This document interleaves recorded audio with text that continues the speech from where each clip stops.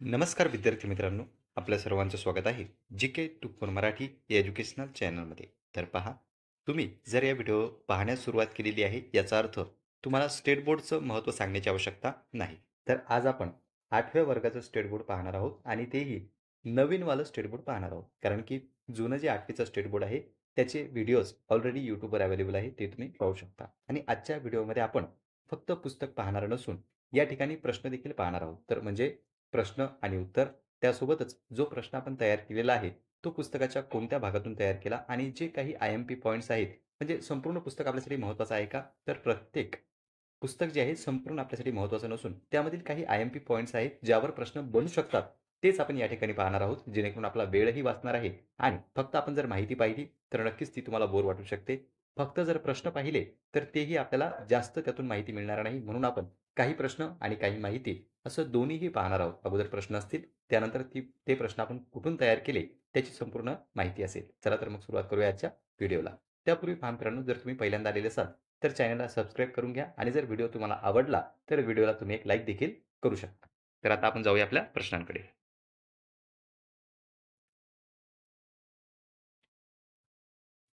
तर इथे तुम्ही पाहू शकता, हे जे प्रश्न संपूर्ण आहेत, ते आपण 8वीच्या पुस्तकातून घेतलेले आहेत.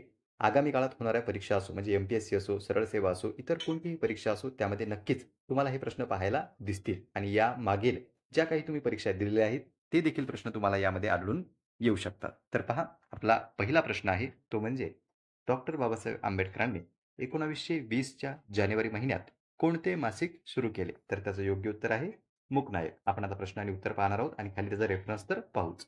दुसरा प्रश्न आहे आपला, डॉक्टर बाबासाहेब आंबेडकरांनी एप्रिल 1927 मध्ये कोणते पत्र सुरू केले? तर ते होतं बहिष्कृत भारत. या ठिकाणी तुम्ही तिन्ही नाव लक्षात ठेवा. मूकनायक, बहिष्कृत भारत.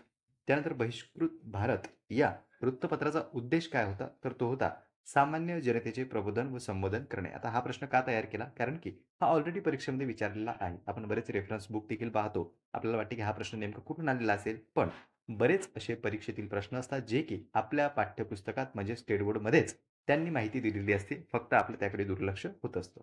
नंतर पहा, पुढील प्रश्न आहे, डॉक्टर बाबासाहेब आंबेडकरांची वृत्तपत्रे कोणती आहेत? तर ही सर्व वृत्तपत्रे तुम्ही लक्षात ठेवणं गरजेचे आहे. यावर प्रश्न हा विचारला जातो म्हणजे जातोच. तर पहिला आहे मूकनायक, दुसरं बहिष्कृत भारत, प्रबुद्ध भारत आणि जनता, ही चारही तुम्ही एका वाक्यात लक्षात ठेवू शकता. नंतर पहा मित्रांनो, या रेफरन्सवरून आपण हे चारही प्रश्न तयार केलेले आहेत. जेणेकरून आपल्याला एक रेफरन्स सुद्धा मिळतो आणि प्रश्न कशा पद्धतीने तयार होऊ शकतो, त्याची देखील कल्पना येते. तर चला जाणून घेऊया डॉक्टर बाबासाहेब आंबेडकर आणि त्यांची वृत्तपत्रे. तर डॉक्टर बाबासाहेब आंबेडकरांनी 1920च्या जानेवारी महिन्यामध्ये मूकनायक हे पाक्षिक सुरू केले होते. परंतु त्यांना पुढील विद्याभ्यासाकरिता लंडनला जावे लागल्यामुळे त्यांनी हे पत्र आपल्या सहकार्याकडे सोपवले होते. कोणतं पत्र होतं ते? मूकनायक. जे की काय होतं? पाक्षिक होतं आणि कधी सुरू केलं होतं? तर 1920 मध्ये जानेवारी महिन्यात. नंतर पहा, डॉक्टर बाबासाहेब आंबेडकरांनी एप्रिलमध्ये म्हणजे एप्रिल 1927 मध्ये बहिष्कृत भारत हे पत्र सुरू केले. सामान्य जनतेचे प्रबोधन व संघटन करण्यासाठी बहिष्कृत भारत या पत्रातून त्यांनी लिखाण केले होते आणि याशिवाय त्यांचे जनता आणि प्रबुद्ध भारत अशी आणखी 2 वृत्तपत्रे चालवली. तर पहा, एकूण वृत्तपत्रे किती आहेत? 4. प्रबुद्ध भारत, जनता, मूकनायक आणि इथे तुम्ही पाहू शकता बहिष्कृत भारत. हे चारही तुम्हाला लक्षात ठेवायचे आहे. 2च्या त्यांनी तारखा दिलेल्या आहेत. एक म्हणजे मूकनायकची तारीख आहे जानेवारी 1920 आणि एप्रिल 1927 आहे बहिष्कृत भारतची दिनांक. तर पहा मित्रांनो, पुढील प्रश्न आहे आपला, दादासाहेब फाळके यांनी कोणत्या वर्षी भारतीय चित्रपट सृष्टीची मुहूर्तमेढ रोवली? वारंवार विचारला जाणारा प्रश्न. प्रत्येक परीक्षेत जवळपास आपल्याला हा आलेला दिसतो. दादासाहेब फाळके पुरस्कार करंटमधला असो किंवा त्या पुरस्कारासंबंधित इतिहास असो, हा आपल्याला वारंवार विचारला जातो. त्यामुळे पहा, याचं उत्तर आहे 1913 आणि त्या संदर्भातील माहिती आपण आता पाहतच आहोत. तर चित्रपट हा आधुनिक तंत्रज्ञानाचा आगळा आविष्कार मानला जातो. 20व्या शतकात चित्रपट तंत्रज्ञानात मोठ्या प्रमाणात प्रगती झाली. दादासाहेब फाळकेंनी इसवी सन 1913 मध्ये भारतीय चित्रपट सृष्टीची मुहूर्तमेढ रोवली. भारतीय स्वातंत्र्य लढ्यातील दांडी यात्रा असो, मिठाचा सत्याग्रह असो, चले जाव आंदोलन असो, यासारख्या ऐतिहासिक प्रसंगाच्या दोन्ही चित्रफिती उपलब्ध आहेत. या चित्रफितींमुळे घडलेल्या घटना आपल्या जशीच्या तशी पाहायला मिळते. तर पहा, 1913 मध्ये त्यांनी या चित्रपट सृष्टीची मुहूर्तमेढ रोवलेली आहे. इयर तुम्ही ध्यानात ठेवू शकता. इयर जे आहे मित्रांनो, इयर आपल्याला लक्षात ठेवणं कठीण जातं. त्यामुळे इतर ज्या काही घटना असतील, म्हणजे 2-3 घटना जर तुम्ही एका इयरसोबत कनेक्ट केल्या, तर नक्कीच ते तुम्हाला लक्षात राहील. नंतर पहा पुढील प्रश्न आहे. 1950 मध्ये कोणत्या जर्मन व्यक्तीने छपाई यंत्राचा शोध लावला? तर तो आहे जोहान्स गुटेनबर्ग. हा आपल्याला स्टेट बोर्डमध्ये जर आपण पाहिलं तर 12वीच्या पुस्तकात देखील आहे, 8वीच्या पुस्तकात देखील आहे आणि आणखी मागे जर तुम्ही गेले, तर इतरही तुम्हाला पुस्तकामध्ये याचा रेफरन्स आलेला दिसतो. तर भाषांमधून साहित्य निर्माण होऊ लागले.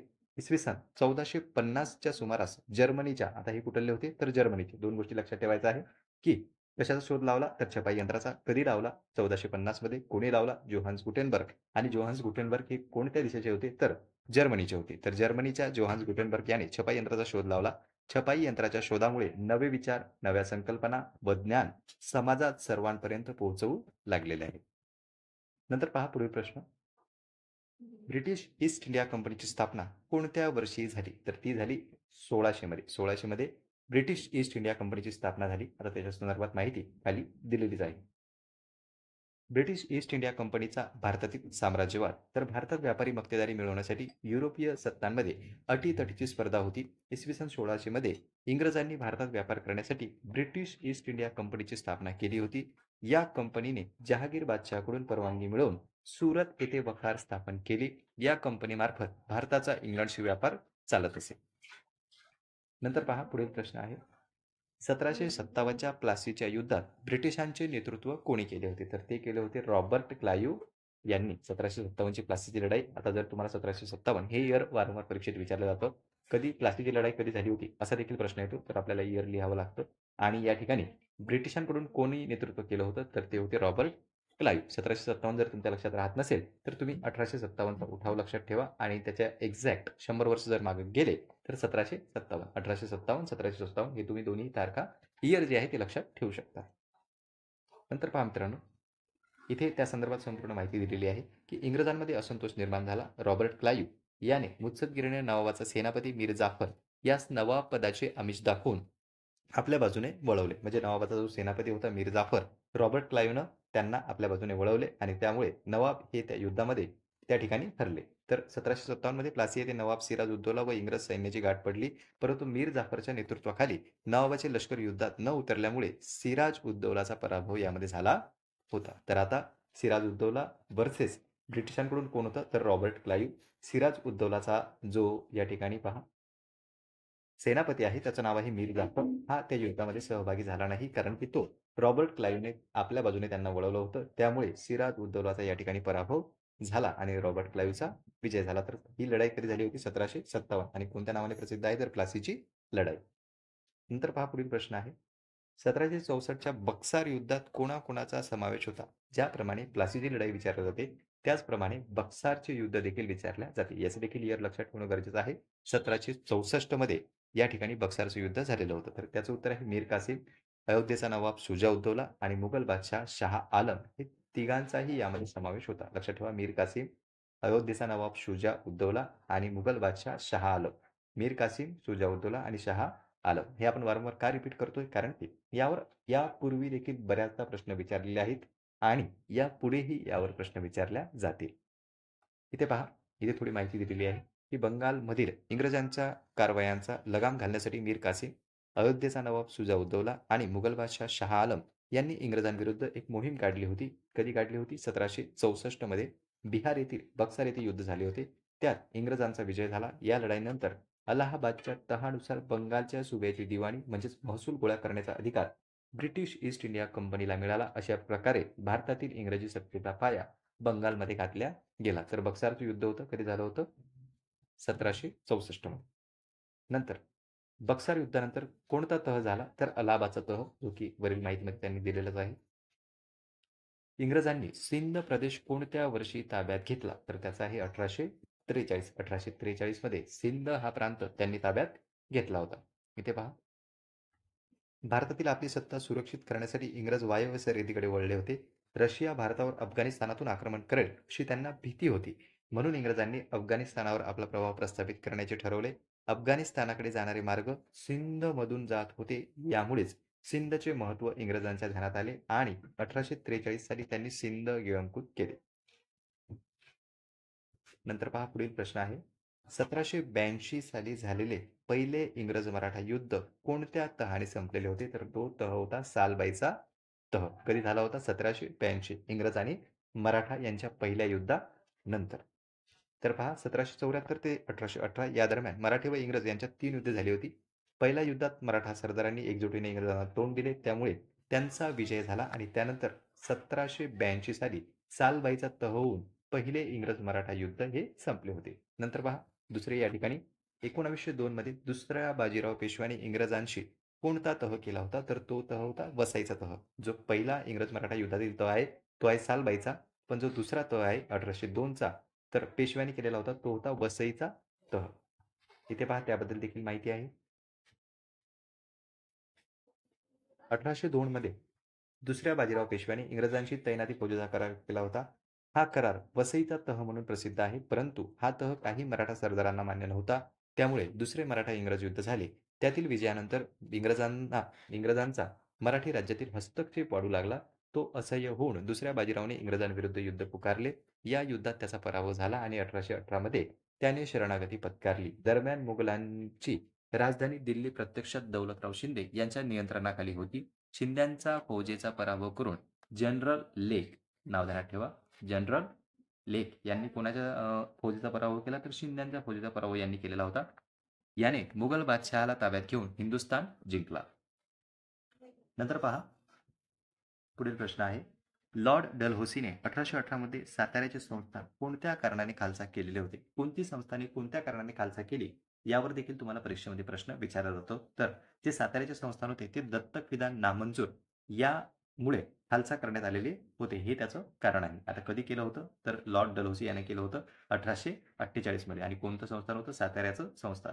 तर छत्रपती प्रताप सिंहाचे कारभारी रंगो बापूजी गुप्ते यांनी इंग्लंडपर्यंत जाऊन या अन्यायाविरुद्ध दाद मागण्याचा प्रयत्न केला, परंतु त्यांच्या न्याय मिळवण्याच्या या प्रयत्नांना यश आले नाही. डलहौसीने दत्तक विधान नामंजूर करून 1848 मध्ये साताऱ्याचे राज्य खालसा करून टाकलेले होते. नंतर पहा साताऱ्याचे छत्रपती प्रतापसिंह यांनी कोणता ग्रंथ लिहिला आहे? तर तो आहे राजनीती विषयक सभानीती. हा त्यांचा महत्त्वाचा ग्रंथ आहे. यावर देखील प्रश्न विचारला जातो. तर कोणी लिहिलेला आहे? तर साताऱ्याचे छत्रपती प्रतापसिंह. ग्रंथाचं नाव आहे राजनीती विषयक सभानीती. इथे पहा त्याबद्दल माहिती दिलेली आहे. छत्रपती प्रतापसिंह यांनी सातारा यवतेश्वराच्या देवालयाच्या मागील बाजूस व महादरा येथे तलाव बांधून त्याचे पाणी शहरात खेळवले. शहरात रस्ते बांधले. रस्त्यांच्या दोन्ही बाजूला झाडे लावली. मुलामुलींना संस्कृत, मराठी, इंग्रजी शिकवण्यासाठी पाठशाळा बांधली. येथेच एक छापखाना काढला आणि अनेक उपयुक्त ग्रंथ छापून घेतले. 1827 मध्ये राजनीतीविषयक सभानीती नावाचा एक ग्रंथ लिहून छापला. त्यांनी साताऱ्याहून महाबळेश्वर ते प्रतापगडापर्यंत रस्ता तयार केला. तोच रस्ता पुढे महाडपर्यंत नेण्यात आला आणि छत्रपती प्रतापसिंह हे दररोज रोजनिशी स्वतः लिहत असत. तर पहा इतक्या महत्त्वपूर्ण बाबी त्यांच्या संदर्भात आहेत. यावर तुम्हाला ज्या काही एमपीएससीच्या परीक्षा असतात राज्यसेवेसारख्या, त्यामध्ये 2-3 विधानांमध्ये प्रश्न विचारले जाऊ शकतात की कोणतं विधान योग्य आहे, कोणतं विधान चुकीचं आहे. नंतर पहा पुढील प्रश्न. हे प्रश्न आपण मधामधामध्ये का टाकले? कारण की फक्त माहिती जर पाहत गेलो तर आपल्याला कदाचित बोरसं वाटू शकते.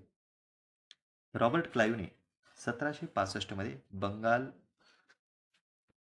बंगालमध्ये कोणती व्यवस्था आणली होती? कधी? 1765 मध्ये. तर ती होती दुहेरी राज्यव्यवस्था. कोणी आणली होती? रॉबर्ट क्लाईव्हने. नंतर पहा दुहेरी राज्यव्यवस्थेबाबत माहिती. तर रॉबर्ट क्लाईव्हने 1765 साली बंगालमध्ये दुहेरी राज्यव्यवस्था अस्तित्वात आणली.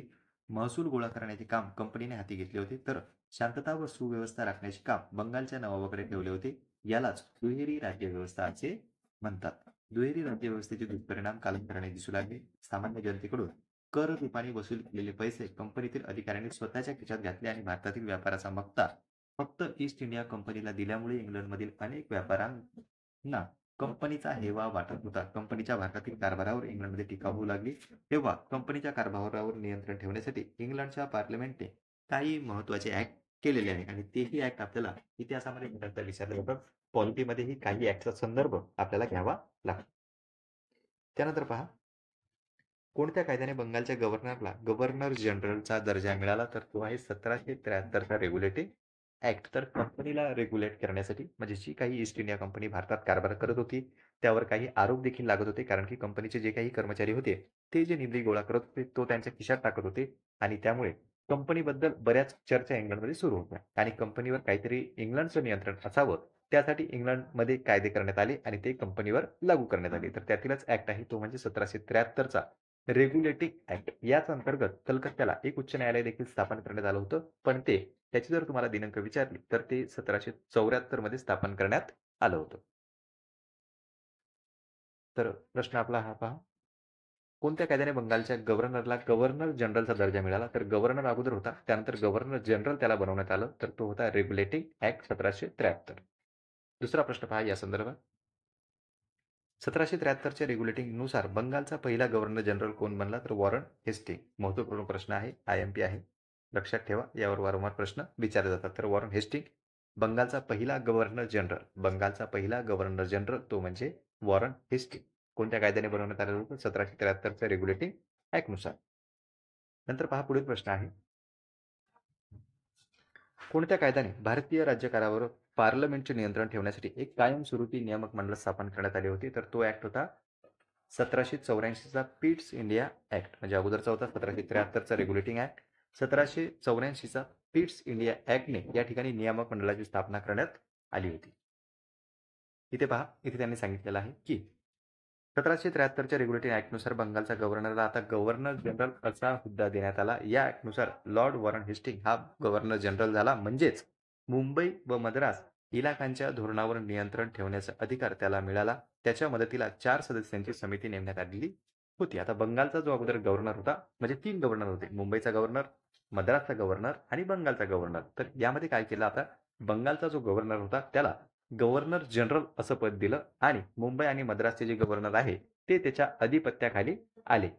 1784च्या पीठचा भारतविषयक कायदा मंजूर झाला आणि कंपनीच्या भारतातील राज्यकारभारावर पार्लमेंटचे नियंत्रण ठेवण्यासाठी, पार्लमेंट कोणती? इंग्लंडची पार्लमेंट. नियंत्रण कशावर ठेवणार आहे?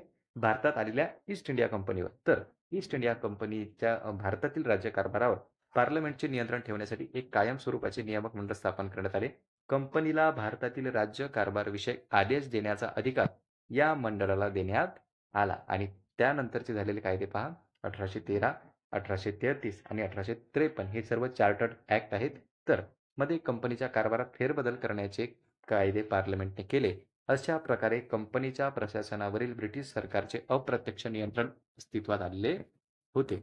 इंग्रज सत्तेच्या आगमनापाठोपाठच नवी प्रशासकीय पद्धत भारतात रूढ झाली. मुलकी नोकरशाही असो, लष्कर असो, पोलीस दल असो व न्यायसंस्था असो, हे इंग्रजांच्या भारतातील प्रशासनाचे प्रमुख आधारस्तंभ होते. नंतर पहा, भारतात मुलकी नोकरशाहीची सुरुवात कोणत्या गव्हर्नर जनरलने केली? आता गव्हर्नर नाही, तर आता गव्हर्नर जनरल.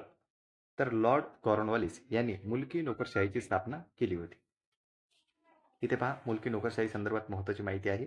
ती आपल्याला जास्त पाहण्याची आवश्यकता नाही, तुम्ही वाचून घेऊ शकता. नंतर पहा, कोणत्या गव्हर्नर जनरलच्या नेतृत्वाखाली स्थापन झालेल्या विधी समितीने कायद्याची संहिता तयार केलेली होती? तर नाव लक्षात ठेवा, लॉर्ड बेबिंग्टन मेकॉले. लॉर्ड मेकॉले ध्यानात ठेवलं तरी देखील चालणार आहे. जो IPC होता तो सुद्धा यांनीच तयार केलेला होता, म्हणून हे नाव महत्त्वपूर्ण आहे. लॉर्ड मेकॉले यांच्या अधिपत्याखाली हे गव्हर्नर जनरल होते आणि यांच्या अधिपत्याखाली विधी समितीची कायद्याची संहिता तयार करण्यात आलेली होती.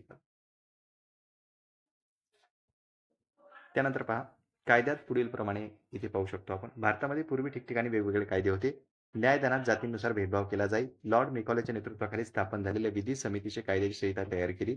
सर्व भारतात एकच कायदा लागू केला. त्यापुढे सर्व समान आहेत हे तत्व इंग्रजांनी यामध्ये रूढ केले होते आणि या पद्धतीत सुद्धा काही दोष होते. युरोपीय लोकांवरील खटले चालवण्यासाठी स्वतंत्र न्यायालय व वेगळे कायदे अस्तित्वात होते आणि नवे कायदे सामान्य लोकांना समजत नसत.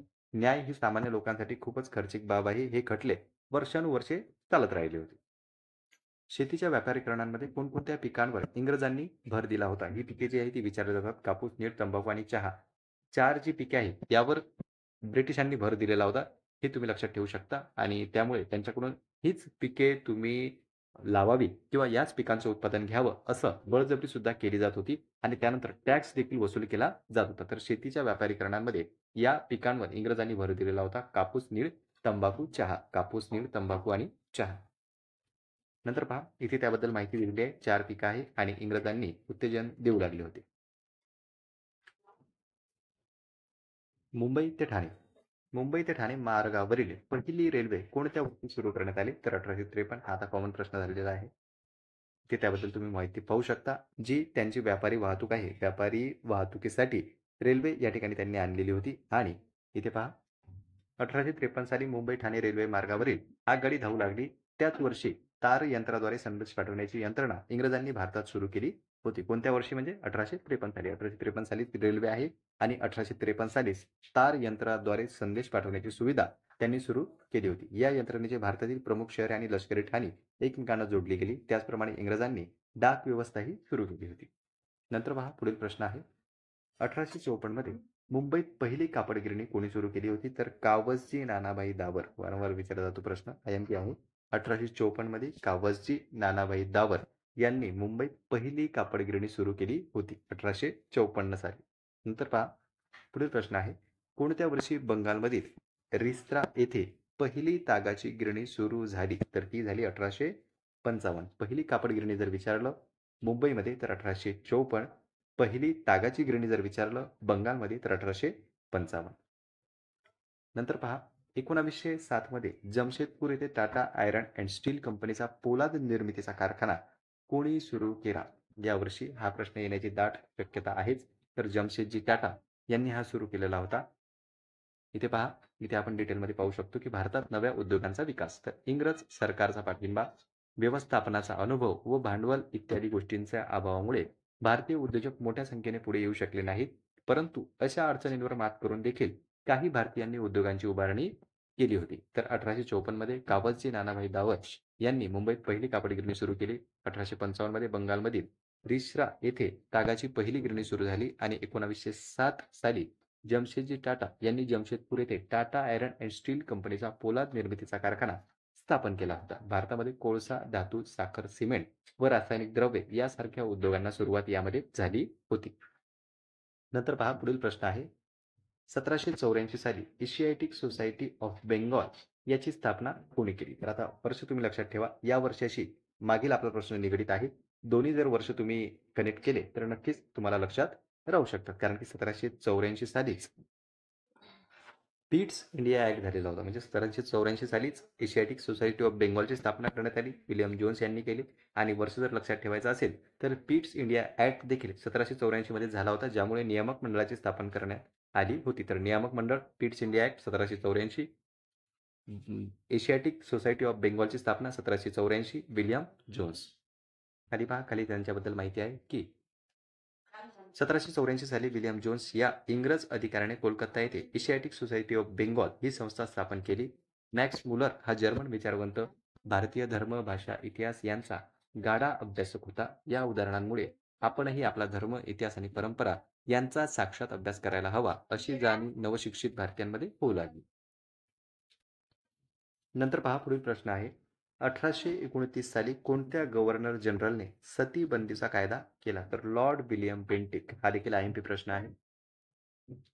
लॉर्ड विलियम बेंटिक यांनी सतीबंदीचा कायदा केला होता. कधी केला होता? 1829 साली. नंतर पहा पुढील प्रश्न आहे. लॉर्ड डलहौसीने 1856 मध्ये कोणता कायदा केला? तर विधवा पुनर्विवाह कायदा हा लॉर्ड डलहौसीने केला होता 1856 मध्ये. नंतर पहा, इंग्रजांनी भारतात अनेक कायदे केले. 1829 मध्ये लॉर्ड बेंटिकने सतीबंदीचा कायदा केला. तसेच 1856 मध्ये लॉर्ड डलहौसीने विधवा पुनर्विवाहाला मान्यता देणारा कायदा केला आणि हे कायदे समाज सुधारणेस कारणीभूत ठरले. कोणत्या शिफारसीने 1835 मध्ये भारतात इंग्रजी शिक्षणाची सुरुवात झाली होती? कोणाच्या शिफारशीने? तर ते लॉर्ड मेकॉलेच्या शिफारशीने. लॉर्ड मेकॉलेच्या शिफारशीनेच भारतात इंग्रजी शिक्षणाची सुरुवात झाली होती 1835 मध्ये. नंतर पहा, प्रशासन चालवण्यासाठी ब्रिटिशांना इंग्रजी शिक्षण घेतलेल्या भारतीयांची गरज होती. लॉर्ड मेकॉलेच्या शिफारशीनुसार 1835 मध्ये भारतात इंग्रजी शिक्षण सुरू करण्यात आले होते आणि नव्या शिक्षणाद्वारे नवे पाश्चात्य विचार, आधुनिक सुधारणा, विज्ञान व तंत्रज्ञान यांची भारतीयांना ओळख करून देण्यात आली. 1857 साली कोलकाता, मुंबई, मद्रास, चेन्नई येथे विद्यापीठांची स्थापना करण्यात आली. चेन्नई नाही तर मद्रासचं नवीन नाव चेन्नई येथे विद्यापीठाची स्थापना करण्यात आली. पाश्चात्य शिक्षण घेतलेल्या मध्यम वर्गाने भारतातील सामाजिक प्रबोधनाच्या चळवळीचे नेतृत्व केले होते. नंतर पहा, 1857 मध्ये कोणकोणत्या विद्यापीठांची स्थापना करण्यात आली? तर कलकत्ता, मुंबई आणि मद्रास या तीनही विद्यापीठांची स्थापना 1857 मध्ये करण्यात आली होती. इथे तुम्ही पाहू शकता. 1857 साली कोलकाता, मुंबई आणि मद्रास, ज्याचं आता नाव चेन्नई आहे, येथे विद्यापीठांची स्थापना करण्यात आली. पाश्चात्य शिक्षण घेतलेल्या मध्यम वर्गाने भारतातील सामाजिक प्रबोधनाच्या चळवळीचे नेतृत्व केले. पुढील प्रश्न. स्वातंत्र्यवीर सावरकरांनी 1857च्या लढ्यावर कोणते पुस्तक लिहिलेले आहे? तर IMP पुस्तक आहे. स्वतंत्र सावरकर यांनी लिहिलेले आहे ते 1857 मध्ये. तर त्याचं नाव आहे 1857चे समर्थ. त्याचं नावच आहे 1857चे समर्थक. ते कोणी लिहिलेलं आहे? स्वातंत्र्यवीर सावरकर यांनी. 1857 साली इंग्रज सत्तेचा हादरून टाकणारा मोठा लढा भारतात झाला. हा लढा काही अचानक उद्भवला नाही. त्यापूर्वी भारतात इंग्रजांविरुद्ध अनेक लढे झाले होते. 1857च्या लढ्याची व्याप्ती आणि त्यामागची भूमिका लक्षात घेऊन स्वातंत्र्यवीर सावरकरांनी ज्या पुस्तकातून ही घटना मांडली किंवा ही मांडणी केली, त्या पुस्तकाला त्यांनी 1857चे स्वातंत्र्य समर या पुस्तकाने पुढे अनेक क्रांतिकारकांना ब्रिटिशांविरुद्ध लढण्याची प्रेरणा दिली होती. नंतर पहा, 1817 मध्ये झालेल्या पाईकांच्या सशस्त्र उठावाचे नेतृत्व कोणी केले? तर ते केलेले होते बक्षी जगनबंधू विद्याधर यांनी. पाईकांचा उठाव बक्षी जगनबंधू विद्याधर. ते पहा, ओडिशात मध्ययुगीन काळापासून पाईक पद्धती अस्तित्वात होती. तिथल्या निरनिराळ्या स्वतंत्र राजांचे जे खडे सैनिक होते त्यांना पाईक असे म्हणत होते. तर राजांनी या पाईकांना जमिनी कसत्यास मोफत दिल्या होत्या. त्या कसून ते आपला उदरनिर्वाह करत. त्या बदल्यात युद्धाचा प्रसंग उद्भवला तर त्यांनी आपल्या राजाच्या बाजूने लढायला उभे राहावे अशी अट होती. मग त्यामुळे काय झालं? इसवी सन 1803 मध्ये इंग्रजांनी ओडिशा जिंकून घेतले. इंग्रजांनी पाईकांच्या वंशपरंपरागत जमिनी ज्या होत्या त्या घेतल्या. त्यामुळे पाईक संतापले. तसेच इंग्रजांनी लावलेल्या करांमुळे मिठाच्या किमतीत वाढ होऊन सामान्य लोकांचे जीवन असह्य झाले होते. याचा परिणाम 1817 मध्ये इंग्रजांविरुद्ध पाईकांनी सशस्त्र उठाव केला. या उठावाचे नेतृत्व बक्षी जगनबंधू विद्याधर यांनी केले होते. तर पाईक हे कोण होते? तेथील सैनिक होते. नंतर पहा, पुढील प्रश्न आहे. उमाजी नाईकांनी कोणकोणत्या भागात उठाव केले होते? तर पुणे, सातारा, अहमदनगर, सोलापूर आणि नाशिक, भोर इत्यादी ठिकाणी त्यांनी नेतृत्व केलेले होते उठावाचे. तर कोणी केले होते? उमाजी नाईक. हे आता 1857च्या संदर्भातील सर्व प्रश्न आहेत. 1857चा उठाव डिटेलमध्ये करणं गरजेचं आहे. त्यावर परीक्षेमध्ये प्रश्न हा हमखास विचारला जातो. उमाजी नाईकांना कोणत्या वर्षी अटक करण्यात आली? तर 1832 मध्ये त्यांना अटक करण्यात आली. इथे पहा, उमाजी नाईक यांनी दिलेला लढा असाच उग्र होता. उमाजींनी आपल्या रामोशी बांधवांना व स्थानिक युवकांना संघटित करून इंग्रजांविरुद्ध बंड केले. त्यांनी एक जाहीरनामा काढून इंग्रजांविरुद्ध लढा देण्याचे व इंग्रजी सत्ता झुगारून देण्याचे आवाहन केलेले आहे. पुणे, सातारा, अहमदनगर, सोलापूर, नाशिक, भोर इत्यादी भागात त्यांनी आपला दरारा निर्माण केला आणि 1832 मध्ये कंपनी सरकारने उमाजी नाईक यांना अटक केली. त्यांना पुणे येथे फाशी देण्यात आली. तर उमाजी नाईक हे यांचं नाव. नंतर पहा, इथे आता उठाव कुठे झालेले आहेत आणि नेतृत्व कोणी केले हे आपण पाहणार आहोत. तर इथे जोड्या सरळ सरळ लावलेल्या आहेत. बिहार, छोटा नागपूर या ठिकाणी कोलम यांनी केले होते. ओडिसामध्ये गोंड यांनी केले होते. बिहारमध्ये संथाळांनी केले होते. महाराष्ट्रामध्ये जर आपण पाहिलं तर भिल्ल, कोळी, रामोशी यांनी केलेले होते. कोल्हापूरमध्ये गडकरी, कोकणमध्ये फोंड, सावंत. तर 1857च्या उठावाची कारणे कोणती आहेत? त्यामध्ये महत्त्वाची कारणे या ठिकाणी पाहू शकता. नवीन महसूल पद्धत, शेती व्यवस्था कोलमडली होती, भारतीय उद्योगधंद्यांवर जाचक कर लावण्यात आले होते आणि हस्तकला व कापड उद्योग दिवाळखोरीस निघाला होता. तर ही अनेक कारणे आहेत इंग्रजांच्या आर्थिक उठावाची. पण त्यामध्ये कारणे जर आपण पाहिले तर ही आहेत आर्थिक कारणे. जो 1857चा उठाव आहे त्याची कारणे जर आपण पाहिली तर कारणाचे 3 विभाग केले जातात. एक आर्थिक, एक राजकीय आणि एक सामाजिक. तर ही चारही कारणे ती आहेत आर्थिक स्वरूपाची. आर्थिक स्वरूपाची कारणे कोणती? महसूल पद्धत, शेती व्यवस्था कोलमडली होती, उद्योगधंद्यावर जाचक कर लावण्यात आले होते आणि हस्तकला व कापड उद्योग दिवाळखोरीस निघालेले होते. इथेही त्यांनी तेच सांगितलेलं आहे. खाली जर तुम्ही आले, आता सामाजिक कारणे कोणती आहेत? अगोदर पाहिली ती आपण आर्थिक, आता पाहतो आपण सामाजिक. तर सामाजिक कारणामध्ये महत्त्वाची कारणं आहेत सतीबंधा व विधवा विवाहासारखे सामाजिक कायदे. जो लॉर्ड डलहौसीने कायदा केला होता विधवा विवाहाचा तो, आणि जो 1829 मध्ये सतीबंदीचा कायदा केला होता लॉर्ड बेंटिक याने, या कायद्यांसारखे असे अनेक सामाजिक कायदे करण्यात आले आणि त्याचा परिणाम आपल्याला दिसला. तर हा कोणता आहे? सामाजिक परिणाम. नंतर पहा, 1857ची राजकीय कारणे कोणती आहे उठावाची? तर ती आहे अनेक संस्थांनी खालसा करणे, दत्तक वारसा या ठिकाणी 6 पाहिजे होतं. दत्तक वारसा नामंजूर करणे, अयोध्येच्या नवाबाला हटवणे. तर इत्यादी कारणे आहेत राजकीय, ज्यामुळे 1857चा उठाव हा एकदम मोठ्या प्रमाणात झाला. नंतर पहा पुढील प्रश्न आहे. मंगल पांडेने कोणत्या छावणीत असताना ब्रिटिश अधिकाऱ्यावर गोळी झाडली होती? तर ती छावणी आहे बराकपूरची छावणी. बराकपूरच्या छावणीमध्ये मंगल पांडे यांनी ब्रिटिश अधिकाऱ्यावर गोळी झाडली होती. 1857च्या लढ्यात दिल्ली कधी ताब्यात घेण्यात आली? तर 12 मे 1857 रोजी. ही तारीख लक्षात ठेवा. 1857 तर प्रश्नामध्ये आहेच, पण 12 मे रोजी दिल्ली ताब्यात घेण्यात आली होती. नंतर पहा, शहाजी प्रताप सिंह व रंगो बापूजी गुप्ते. प्रश्न वर गेला आपला. साताऱ्यामध्ये 1857च्या उठावाचे नेतृत्व कोणी केले होते? सातारा. तर साताऱ्यामध्ये होते शहाजी प्रताप सिंह व रंगो बापूजी गुप्ते.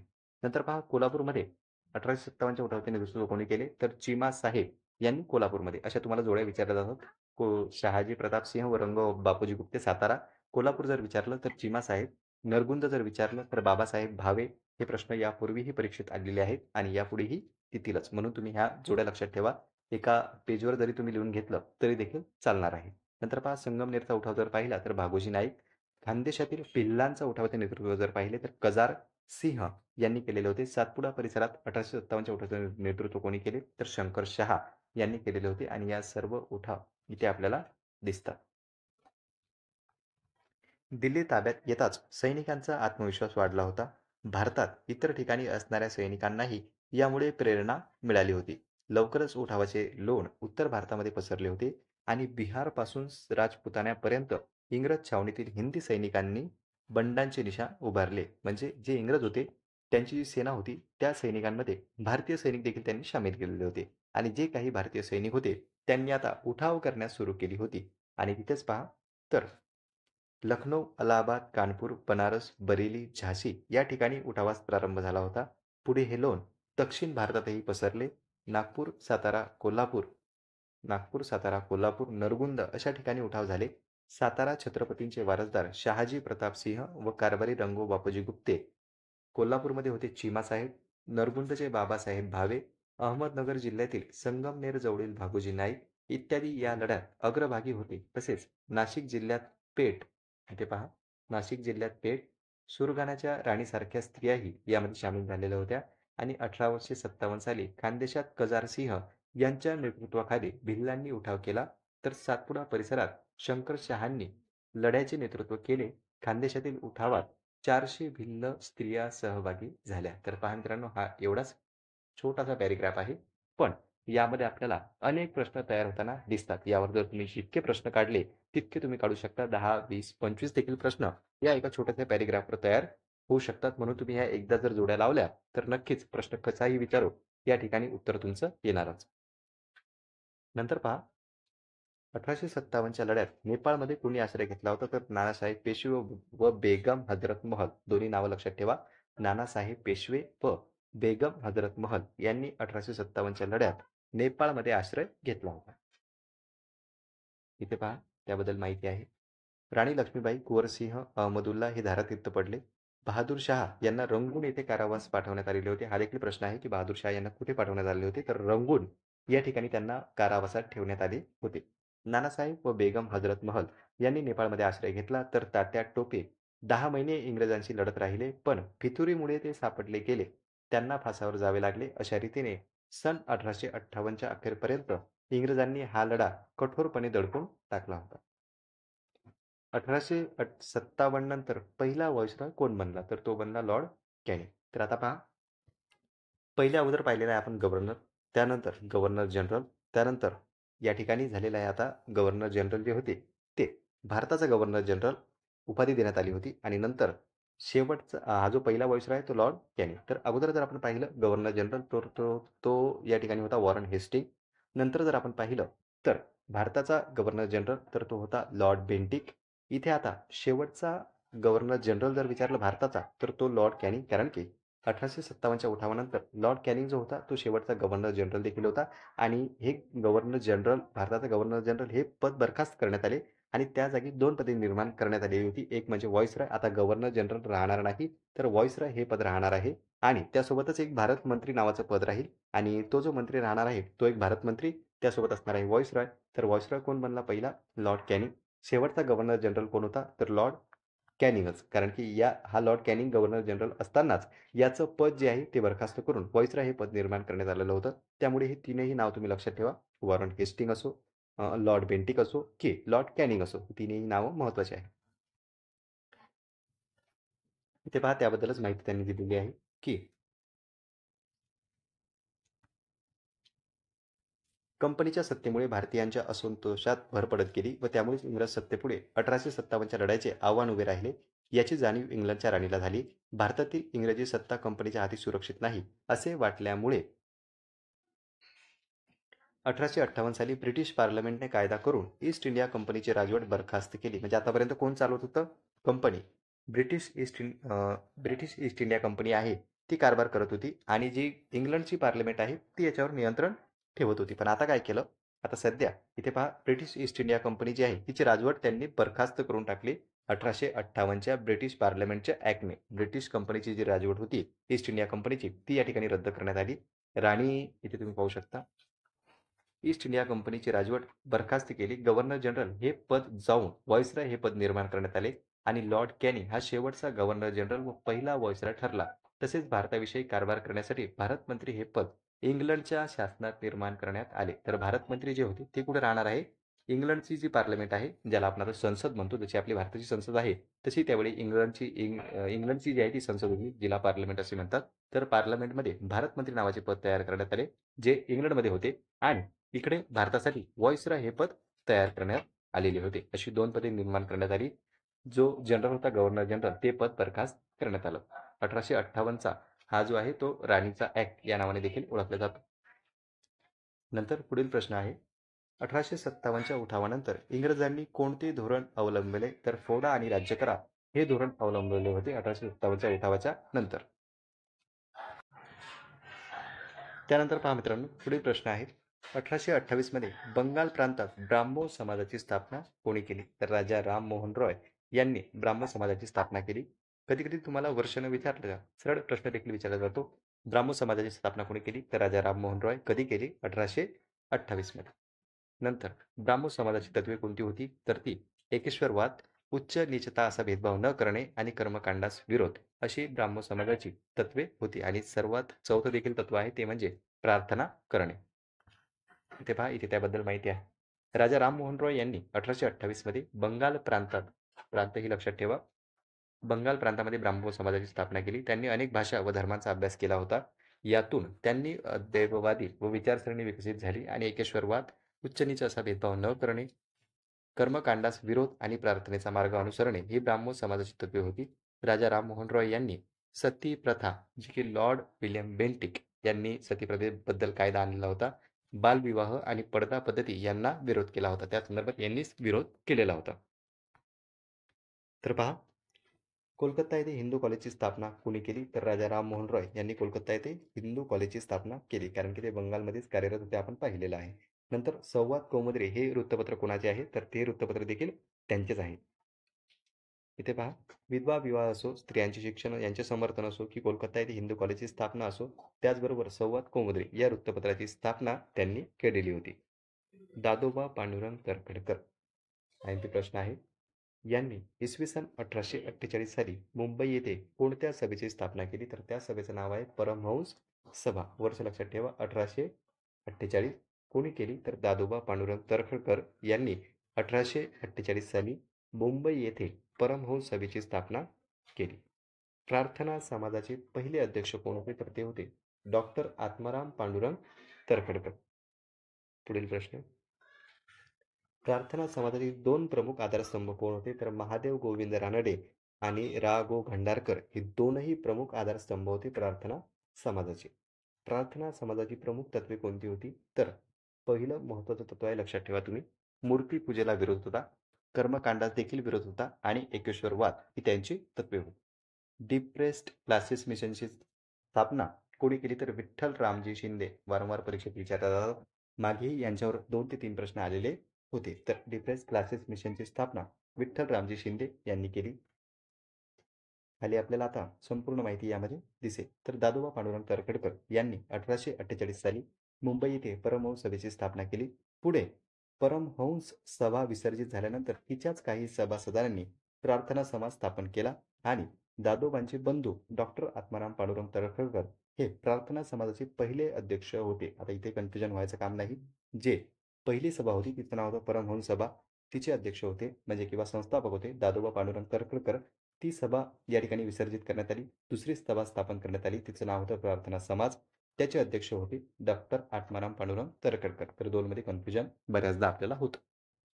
तर इथे पहा, या संस्थेस मुंबई विद्यापीठातील तरुण पदवीधर मिळाल्यामुळे त्यांची प्रतिष्ठा वाढली होती. न्यायमूर्ती महादेव गोविंद रानडे असो, डॉक्टर रा. गो. भंडारकर असो, यांनी प्रार्थना समाजाचे कार्य पुढे चालवले. मूर्तीपूजेला विरोध, एकेश्वरवाद, कर्मकांडाला विरोध ही प्रार्थना समाजाची तत्त्वे होती. कधी-कधी प्रश्नांमध्ये तत्त्वे देखील विचारल्या जातात. उपासना व प्रार्थनेवर त्यांचा भर होता. प्रार्थना समाजाचे सामाजिक सुधारणेसाठी अनाथालय, स्त्री शिक्षण संस्था, कामगारांसाठी रात्रशाळा, दलितांसाठी संस्था सुरू केल्या.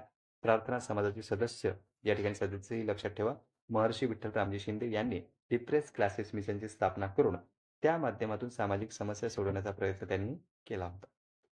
नंतर पहा पुढील प्रश्न आहे. 1873 मध्ये महात्मा ज्योतिराव फुले यांनी कोणत्या समाजाची स्थापना केली? तर सत्यशोधक समाजाची स्थापना महात्मा ज्योतिराव फुले यांनी केली. कधी केली? 1873 मध्ये. कधी-कधी इयरही विचारलं जातं, कधी-कधी सत्यशोधक समाजाची स्थापना कोणी केली असा देखील प्रश्न येतो. तर सत्यशोधक समाजाची स्थापना केली. समतेच्या तत्वावर आधारित समाज निर्मितीसाठी सत्यशोधक समाजाचे कार्य केले. त्यांनी अस्पृश्यतेला विरोध केला. त्याचबरोबर बहुजन समाजाच्या शिक्षणाचा पुरस्कार यामधून त्यांनी केला. त्यानंतर पहा, महात्मा ज्योतिराव फुले यांचे ग्रंथ कोणते? IMP प्रश्न. ब्राह्मणांची कसब, गुलामगिरी, शेतकऱ्यांचा आसूड आणि सार्वजनिक सत्यधर्म हे चारही लक्षात ठेवणं आवश्यक आहे. पुन्हा पहा, ब्राह्मणांची कसब, गुलामगिरी, शेतकऱ्यांचा आसूड आणि सार्वजनिक सत्यधर्म ही त्यांची महत्त्वपूर्ण ग्रंथे आहेत. इथे पहा, या अशा पुस्तकांच्या माध्यमातून समाज प्रबोधन केले व स्त्री पुरुष अथवा माणसा-माणसांमध्ये भेद निर्माण करणाऱ्या चालीरीतींवर देखील त्यांनी कडक टीका यामधून केली. स्वामी दयानंद सरस्वती यांनी 1875 मध्ये कोणत्या समाजाची स्थापना केली? तर आर्य समाजाची. तर पहा, ब्राह्मो समाज असो, सत्यशोधक समाज असो, आर्य समाज असो यांचे संस्थापक आणि त्यांचं संस्था म्हणजे स्थापना ज्या वर्षी झाली ते स्थापना वर्ष दोनही लक्षात ठेवणं गरजेचं आहे. तर स्वामी दयानंद सरस्वती यांनी 1875 मध्ये आर्य समाजाची स्थापना केली. सत्यार्थ प्रकाश हा ग्रंथ कोणी लिहिला? तर तो त्यांनीच दिलेला आहे, स्वामी दयानंद सरस्वती यांनी. आर्य समाजाचे ब्रीदवाक्य कोणते होते? तर वेदांकडे परत चला हे त्यांचे ब्रीदवाक्य होते. हे देखील परीक्षेमध्ये विचारलं जातं.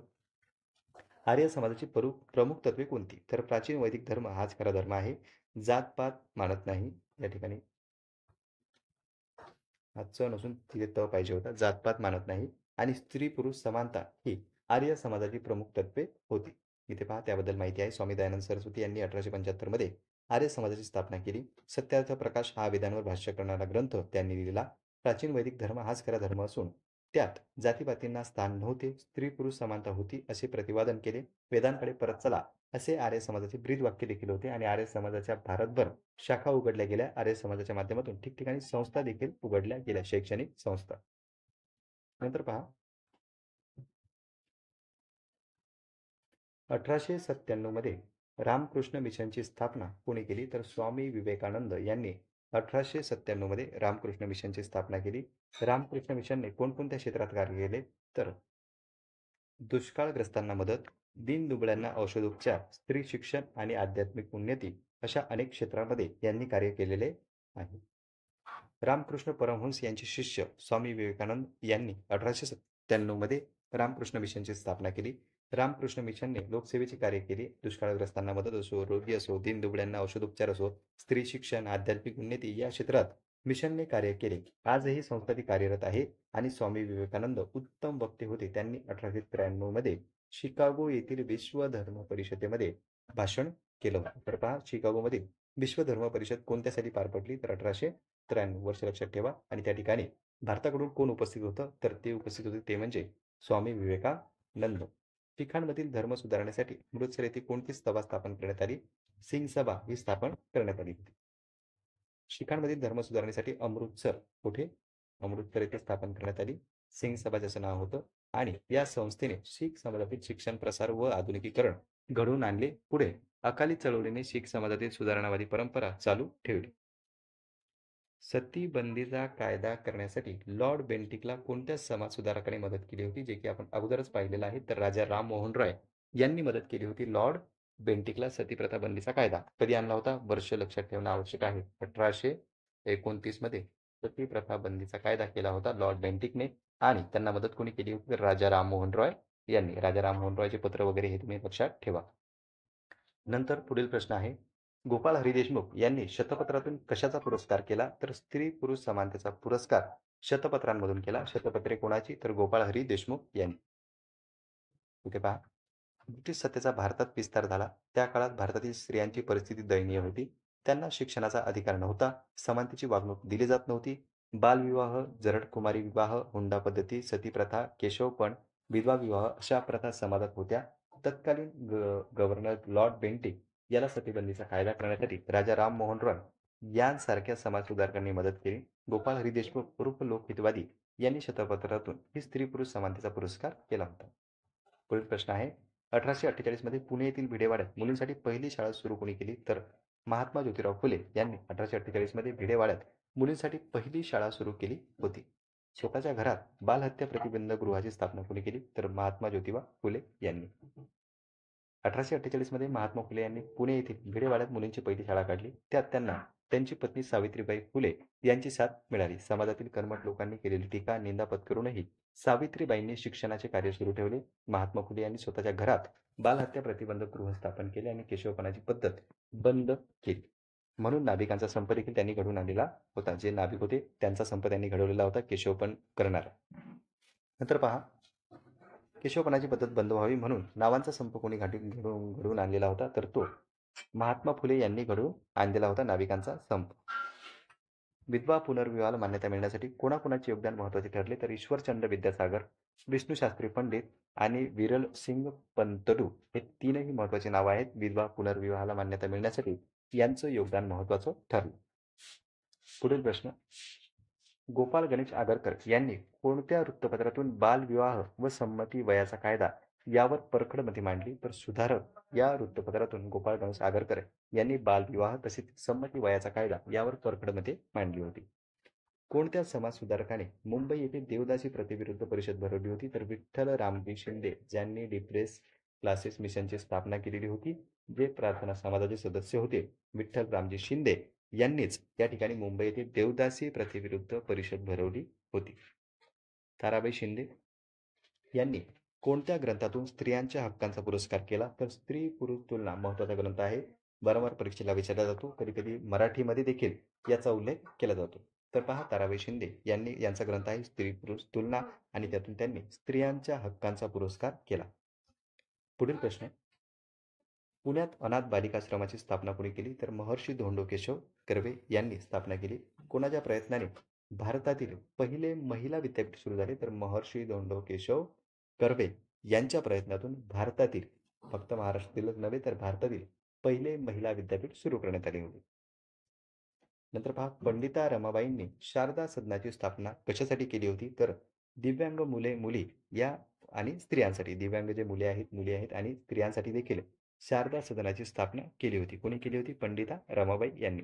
रमाबाई रानडे यांनी कोणत्या सदनाची स्थापना केली होती? तर त्यांनी केलं होतं सेवा सदन. दोन्ही लक्षात ठेवा. रमाबाई रानडे जर विचारलं तर ते सेवा सदन, पंडिता रमाबाई जर विचारलं तर त्यांचं आहे शारदा सदन.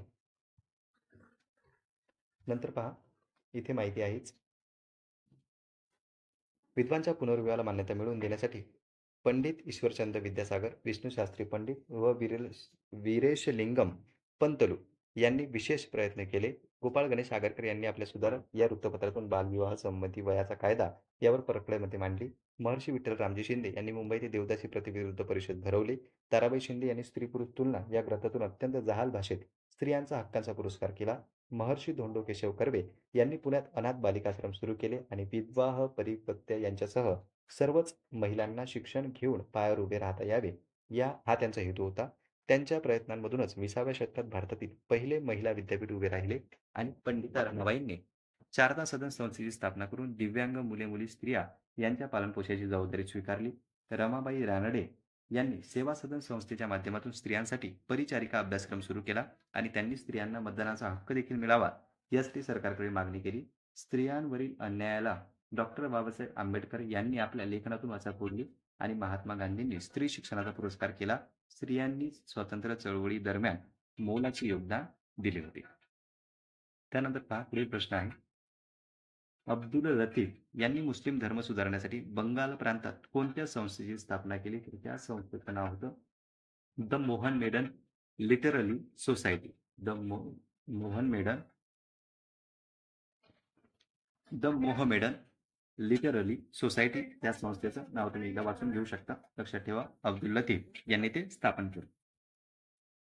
नंतर पहा पुढील प्रश्न आहे. त्या संस्थेसंदर्भात की मोहमेडन अँग्लो ओरिएंटल कॉलेजची स्थापना कोणी केली? तर सर सय्यद अहमद खान यांनी या कॉलेजची स्थापना केली. पुढील प्रश्न आहे. पाश्चात्य शिक्षण आणि विज्ञान यांचा अंगीकार केल्याशिवाय मुस्लिम धर्माची प्रगती होऊ शकत नाही, हे विधान कोणी केले? तर सर सय्यद अहमद खान यांनी हे विधान केले होते. इथे पहा त्याबद्दल माहिती आहे. अब्दुल लतीफ यांनी मुस्लिम समाजातील धर्म सुधारणेला सुरुवात केली. त्यांनी बंगाल प्रांतात द मोहम्मदन लिटररी सोसायटी या संस्थेची स्थापना केली.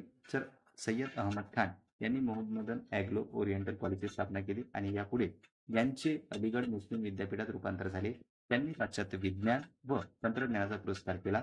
पाश्चात्य शिक्षण आणि विज्ञान यांचा अंगीकार केला आणि मुस्लिम समाजाने त्याचा अंगीकार केल्याशिवाय त्यांची प्रगती होणार नाही असे त्यांचे ठाम मत होते. नंतर पहा पुढील प्रश्न जर आपण पाहिला. पुढील प्रश्न आहे. हिंदू महासभेची स्थापना कोणत्या वर्षी झाली? तर 1915 साली हिंदू महासभेची स्थापना झाली.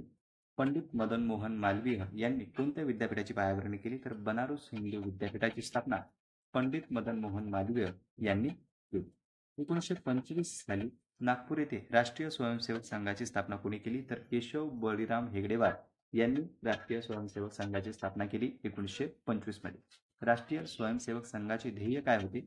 तर हिंदुत्ववादी तरुणांचा शिस्तबद्ध व चरित्रसंपन्न संघटना उभारणे हे त्यांचे ध्येय होते. हे तुम्ही पाहू शकता. हिंदू समाजाला सन्मानाचे स्थान मिळावे म्हणून 1915 साली हिंदू महासभा या संघटनेची स्थापना झाली. पंडित मदन मोहन मालवीय यांनी बनारस हिंदू विद्यापीठाची पायाभरणी केली. डॉक्टर केशव बळीराम हेगडेवार यांनी 1945 साली राष्ट्रीय स्वयंसेवक संघाची नागपूर येथे स्थापना केली आणि हिंदुत्ववादी तरुणांची शिस्तबद्ध व चरित्रसंपन्न संघटना उभारणे हे त्यांचे ध्येय होते. पुढील प्रश्न आहे. रत्नागिरी येथे पतित पावन मंदिराची स्थापना कोणी केली? तर विनायक दामोदर सावरकर यांनी रत्नागिरी येथे पतित पावन मंदिराची स्थापना केली. ज्यांचा महत्वाचा ग्रंथ तुमच्या लक्षात ठेवणं गरजेचं आहे. त्यावर प्रश्न विचारले. 1857 स्वातंत्र्य समर हा त्यांचा ग्रंथ आहे. तर तिथे त्यांनी या मंदिराची स्थापना केली आणि विशेष म्हणजे कधी कधी नाव देखील विचारलं जातं की सहभोजनादी कार्यक्रम या ठिकाणी राबवले. तर पहा मित्रांनो, जवळपास आता आपला 1 तासाचा वेळ होत चाललेला आहे. तर इथे आपण फक्त 8 ते 40% पुस्तक पाहिलेलं आहे. किती? 40%. अजून 60% जो पार्ट आहे या पुस्तकाचा तो बाकी आहे. तर पहा 40% पाहण्यासाठी आपल्याला 1 तास लागला. यामध्ये काही प्रश्न पाहिले, त्यानंतर आपण माहिती पाहिली. तुमच्या काही सजेशन असतील, आता शेवटपर्यंत जे काही विद्यार्थी पाहत आहेत या व्हिडिओला, नक्की त्यांनी पूर्ण व्हिडिओ पाहिलेला असेल आणि त्यांचे काही सजेशन असतील, तर ते तुम्ही कमेंट सेक्शनमध्ये नक्की कमेंट करून सांगा. म्हणजे आपण पुढील जो व्हिडिओ बनवू त्यामध्ये नक्कीच इम्प्रूव्हमेंट करू. तर व्हिडिओ तुम्हाला कसा वाटला तेही कळवा आणि यापुढील तुम्हाला व्हिडिओ हवा आहे का ते देखील तुम्ही कमेंट सेक्शनमध्ये कमेंट करू शकता.